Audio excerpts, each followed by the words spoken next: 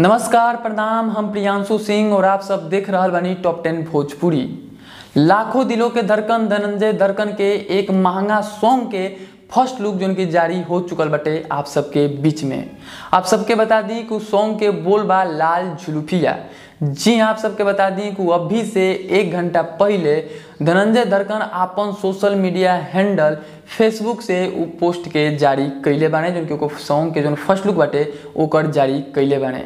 गाना के नाम बाटे लाल झुलुफिया और अभी एक रिलीज डेट नहीं बतावल गई कि आखिरकार आप सबके बीच में इ कब रिलीज हुई, लेकिन बहुत जल्द आप सबके बीच में इ ब्रांड लेवल के गाना सुने के और देखे के मिल जाई।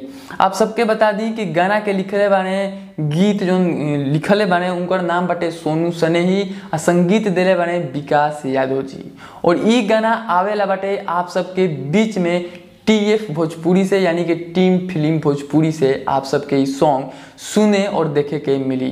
बहुत ही ब्रांड लेवल के सॉन्ग बटे, बहुत ही जबरदस्त सॉन्ग बटे, यानी कि आप सबके बीच में कल या परसों आप सबके बता दो जाए कि आखिरकार ये गाना कई बजे हो रहा बटे रिलीज। तो आप सबके फर्स्ट लुक कैसा लागल कमेंट बॉक्स में जरूर बताई। और एगो आप सबके बीच में हम वीडियो दे रहा बानी कि वीडियो के बनावे में कितना मेहनत लागल बा, आप सब पहले ही देख ली, ओकरा बाद एगो लाइक करके आप सब जरूर जाई। फिर से मिलम ताजा खबर के साथ, तब तक देखत रही टॉप 10 भोजपुरी। मेहनत वाला वीडियो हुआ देख ली एक बार। जय हिंद।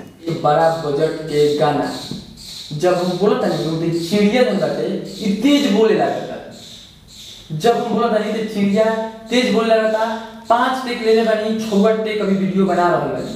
अब एकरा के बोले दी, अब हमनी का वजह सीधे मुद्दा पे 1% सब पैसा खर्च कर दी बाटे, ई लाइनो कट गई।